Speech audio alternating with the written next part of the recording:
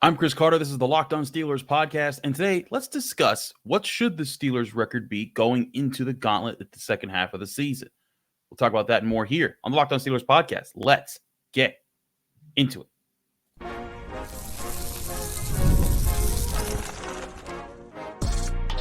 You are Locked On Steelers, your daily Pittsburgh Steelers podcast, part of the Locked On Podcast Network, your team every day. Hello and welcome to the Locked On Steelers podcast. I'm your host, Chris Carter, bringing you your daily dose of all things in the Pittsburgh Steelers. As always, you can find the show on your favorite podcasting apps and on YouTube. Like this video if you enjoy it. Subscribe to this YouTube channel to get all of your daily Monday through Friday episodes, as well as our bonus content. We thank you for making us your first listen every day because we're your team every day. All right, everyone, happy 4th of July. We are doing a shorter episode today because it's the holiday and your boy needs a break. But we're still going to do some content for you because we know there's some people out there that still get up, they walk their dog, they get some things done in the morning, and they want some of their regular Steelers talk. So we got you. So we're going to take one question from the Locked On Steelers hotline, and it's about the Steelers schedule. And Alan and I kind of dabbled in this a little bit, but I wanted to look further into this. Here's my man, Nathan Glass, all the way out in Los Angeles, California, one of our loyal callers who's always calling in. Here's Nate. Hey, Chris, Nathan Glass from California. My question is about the Steelers schedule. I want to know, what do you feel our schedule record will be before the Gauntlet? The Gauntlet meaning, if I'm not mistaken, we have the Ravens, the Browns, the Bengals, the Browns again, and the Eagles, and the Chiefs. I think all in that order. But I want to know, the Gauntlet starts to me with the Ravens game. So I want to know, what do you think our record will be at the start of the Gauntlet? Thanks for taking my call. Have a good day.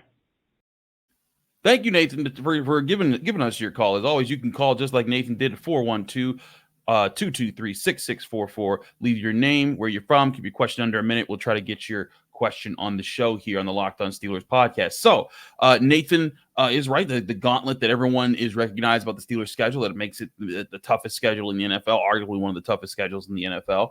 It starts in week 11 at home against the Ravens. Then you get back-to-back away games at the Browns on Thursday Night Football. So short week turnaround there. Then you're at the Bengals. Then you're back at home against the Browns. Then you're on the road against the Eagles. And then you're back, and then you're on the road again against the Ravens. And then you get an even shorter week again, because they're playing Wednesday, Christmas Day, against the Chiefs, and then you get to finish out the season at home against the Bengals. You're also facing the Chiefs at home there. So there's your run right there, from week 11 to week 18, 8 straight games, all 8 games against teams that are legitimately talked about as playoff contenders, and really the entire AFC North in their 6 AFC North games.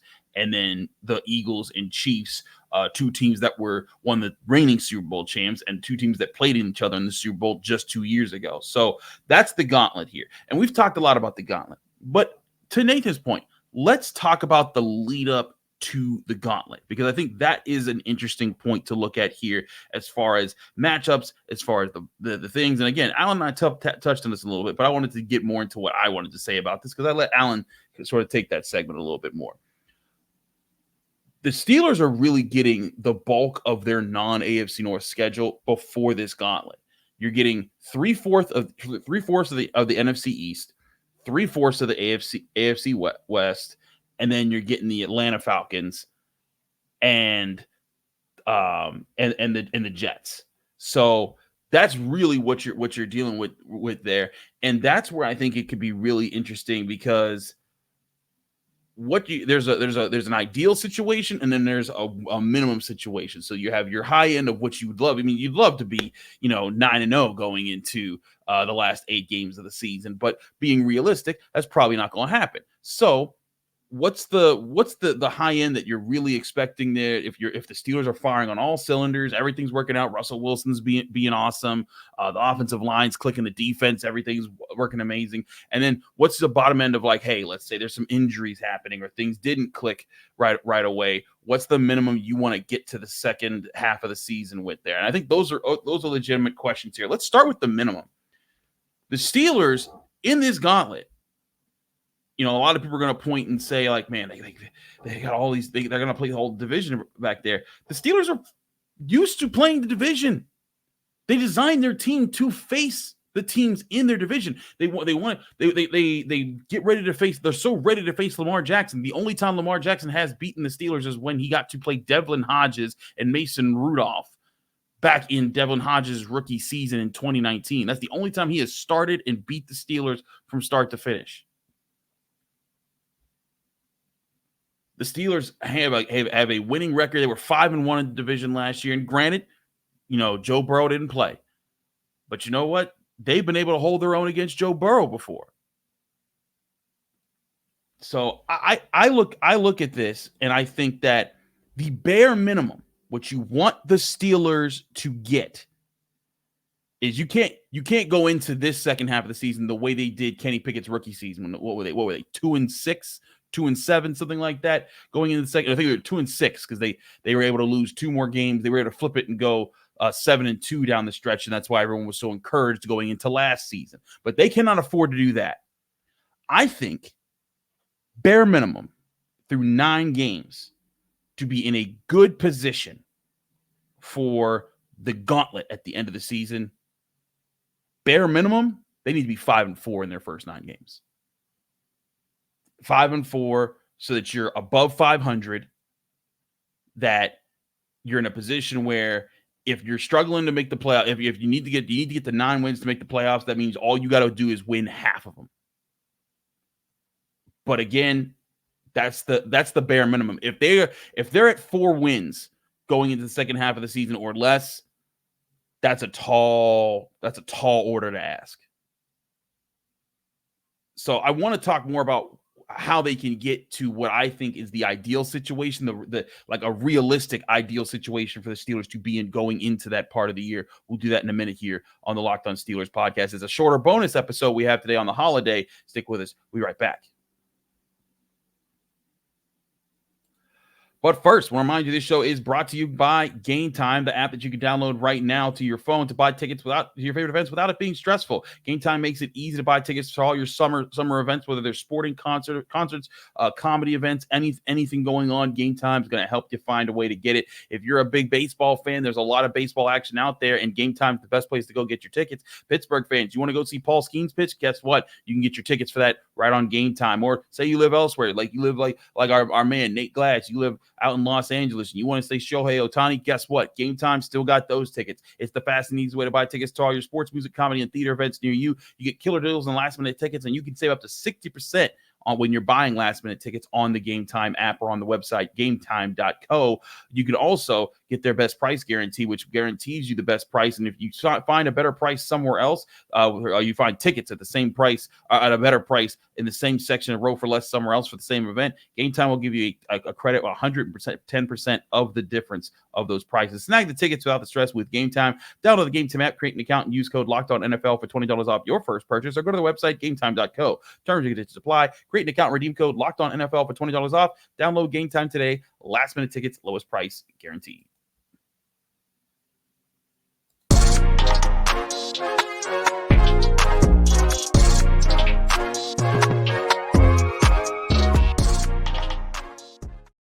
We're back here on the Locked On Steelers podcast. Chris Carter here on a bonus episode. We're going shorter today because it's a shorter episode. But let's dive into, we talked about the low end of things. I really think the Steelers need to be in above 500 going into that gauntlet, because I think that they need to, if they're not playing well to start the season, they need to be able to at least go 500 in their last 8 games when they get to the gauntlet. But let's talk about what's ideal here. And then also talk about the realism of being ideal here. I think the ideal situation that they can actually achieve without it being like the craziest start in history, like the 11-0 season in 2020. which, by the way, I don't think that was too crazy. I think that was just that team was playing really well and then got aged out because they got robbed of their bye week. They got a lot of injuries, and then Ben Roethlisberger's arm fell off, or his knees gave out because he got old.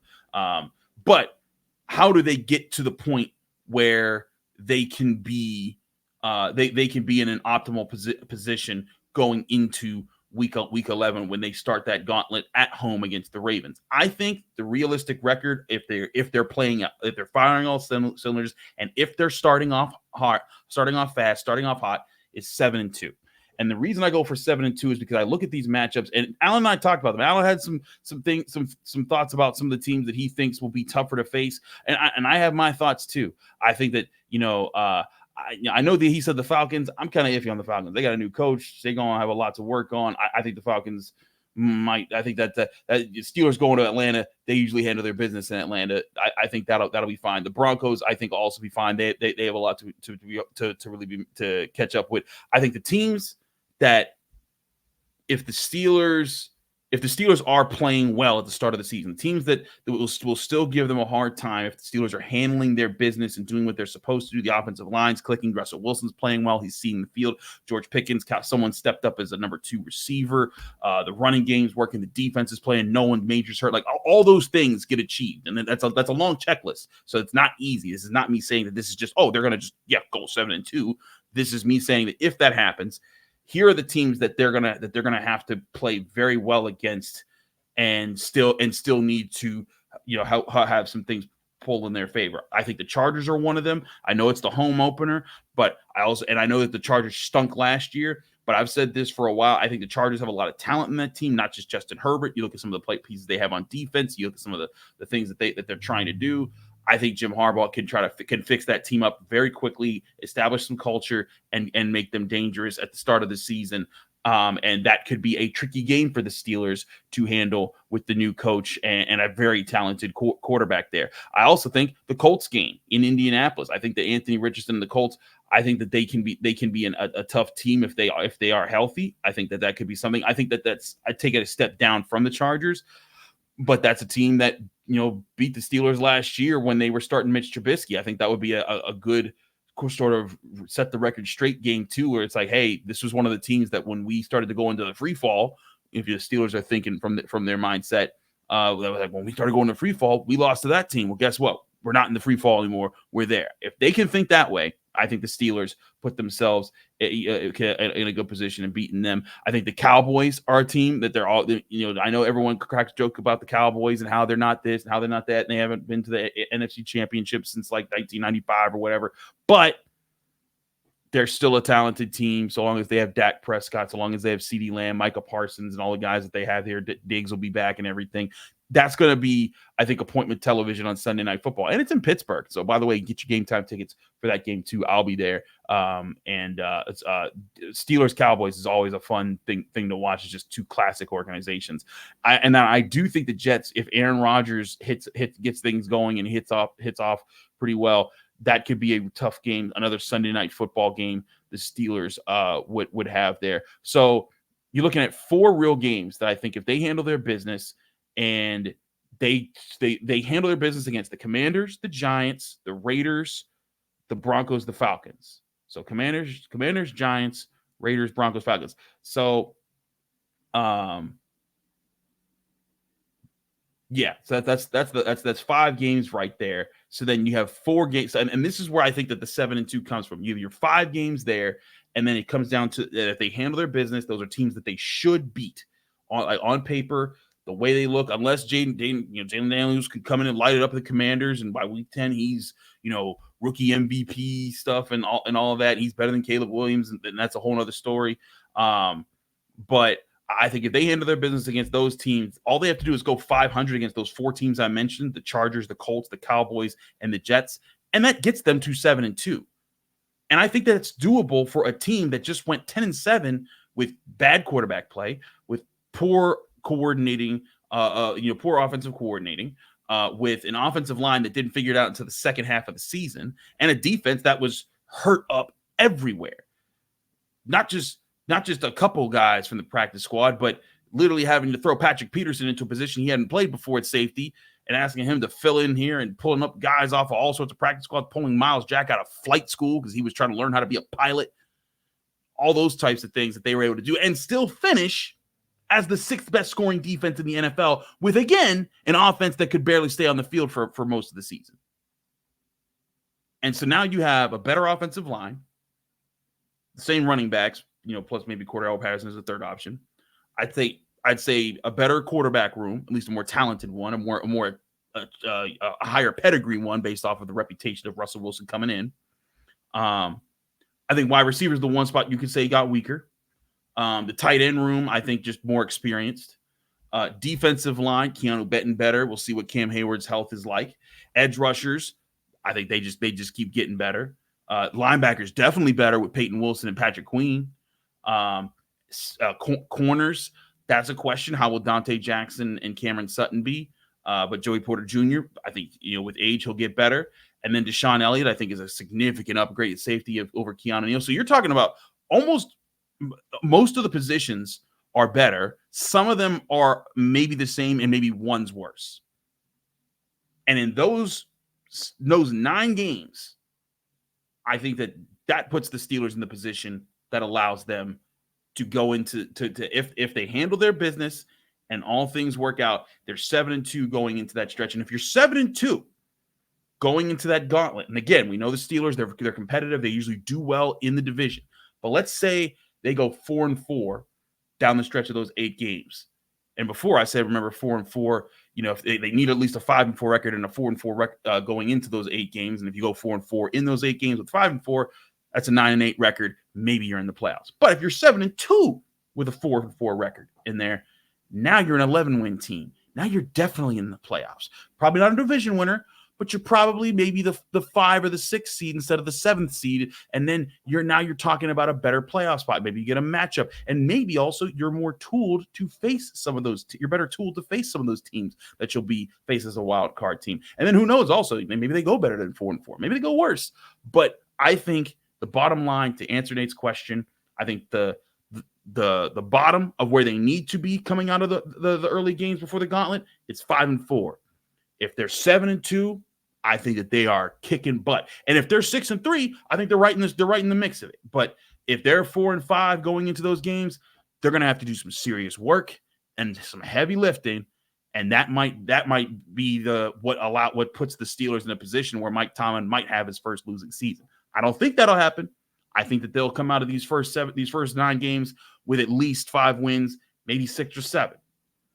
Because I do think that there's potential on this team to be dangerous. But will they be? That's why we'll keep analyzing the small stuff. We hope you enjoyed our little bonus episode here on the holiday. Wanted to give y'all something to chew on there. We'll be back with a full episode tomorrow on the Locked On Steelers podcast. Thanks again for everyone for tuning in. Happy 4th of July to everyone. Enjoy time with your family and your loved ones. I'll be back on here Friday giving you more thoughts on your Pittsburgh Steelers right here on the Locked On Steelers podcast.